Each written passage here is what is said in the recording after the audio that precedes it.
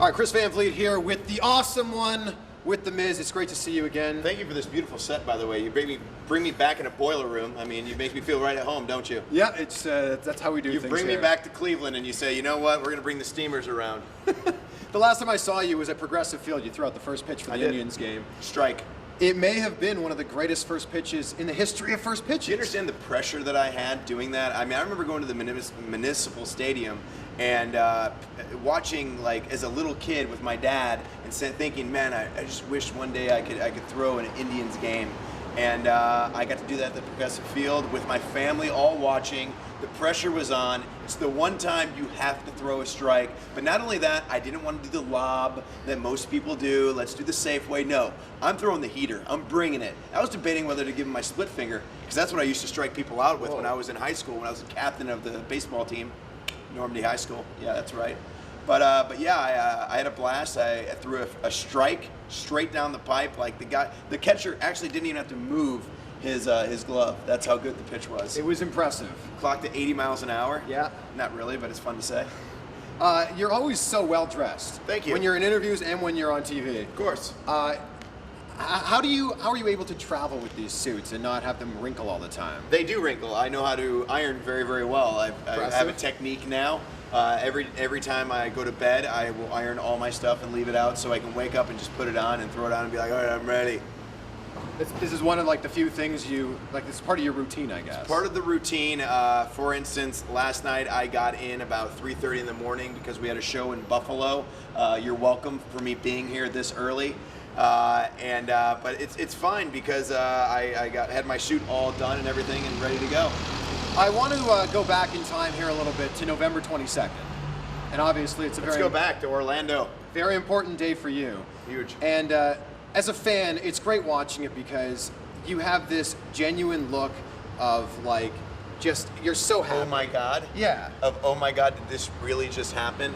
Am I holding the title that people that I used to idolize growing up, like Hulk Hogan, Ultimate Warrior, The Rock, Stone Cold Steve Austin, am I holding the title? Did I just earn the right to call myself WWE Champion and having all the people like react the way they react? I mean, I had a little girl that basically symbolizes my WWE Championship reign, and her face kind of went like this.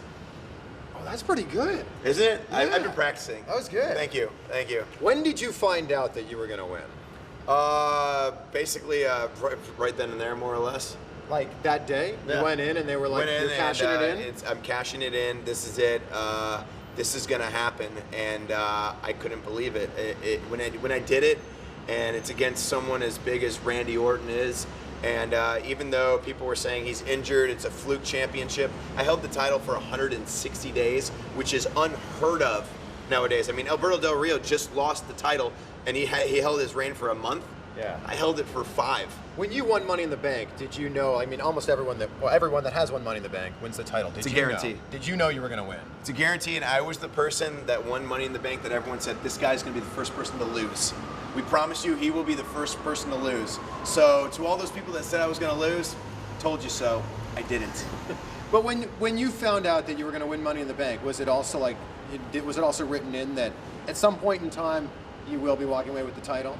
I had a feeling I would not be the person that didn't do it, and then once it happened, you never believe it. You know, once I won Money in the Bank, I was up there going, oh my God, I'm going to be a WWE champion. But then I was holding it for like forever and ever and ever. I'm like, is this really going to happen? This is really going to happen. Then when it happens, you kind of go through 45 different phases. You go through one that's, oh my God, I just won, yeah. And then it's like, oh man, you take a deep breath and you're like, oh my God, I can't believe, oh, I'm about to cry. Oh no, wait, there's thousands of people and millions watching at home. I can't cry on TV. I'm really happy. Yeah, this is what's happening. And then A-Rod came over and gave me a hug, and I'm like, back to, oh man, this is good. Yeah, all right. And then you get backstage and you're like, all right, I just won. Where do I want to do? And I'm in Orlando, and there's nothing open on a Monday, you know. So I'm like, all right, let's go eat at Denny's. So I went to Denny's. That's how you celebrate. That's how I celebrated with the brand new barbecue chicken sandwich. It was fantastic. It was a great meal. The Miz that's standing here in front of me right now, the Miz that we see on TV, is a very different Miz than we saw 6 years ago. Of course. What do you think was the turning point in your career where you really took it up from mid-card to main event status? I think I had a bunch of different turning points. One was moving to ECW. Okay. Once I got to ECW, it was like it kind of gave me storylines and a platform to where I could really start building. Then being with John Morrison for a little while helped me really build my talent inside the ring. Then splitting up with John, going to Raw, and working with John Cena. That's where it kind of went from here to here, and then it went all the way back down to here, because working with Cena made me realize that I have a lot more work to do, and I have to really build to actually get back to him. So he basically dominated me in a match, and I went back down to here, and I built myself up slowly and slowly and slowly till the main event of WrestleMania 27, where I not only beat John Cena once, but I beat him twice and retained my WWE Championship. Has anyone ever done that? No. I have a theory. I have a theory that your next step was when you went to briefs. When I went to, yeah, that's kind of like, that's when I went down to here with John Cena. I set a whole new attitude. I was done being goofy. I was done with the shorts. Went to briefs, and I looked good in them.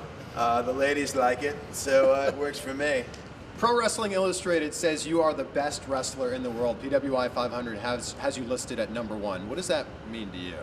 These are the guys that when I first started, these writers would bury me, talk bad about me, tell me that I had turned the channel type heat, which means that anytime I was on, they wanted to change the channel. That's how bad I was in the ring, as well as how annoying I was. They couldn't stand me, and these are the guys that 6 years later gave me the #1 spot in their top 500. So to prove them all wrong, that I do deserve to be in the WWE, that I am a top tier talent, and them to recognize it after belittling me for the past 5 years, makes it all worthwhile. It's the story of my life, more or less. I mean, hell, everyone in the WWE locker room couldn't stand me when I first came, but now I'm one of the most respected in there, and people look to me for advice, and I'm like, wait, you want my advice? Are you sure about that? And look what I've done. I mean, if you look at Daniel Bryan, you look at Alex Riley, they were my rookies, and I brought them to where they are now, which is Daniel Bryan is a Money in the Bank winner who could be a World Heavyweight Champion. Alex Riley is doing great things and may become the next United States Champion. So I take full credit for their successes. One of the reasons you're so over is because of your work on the mic.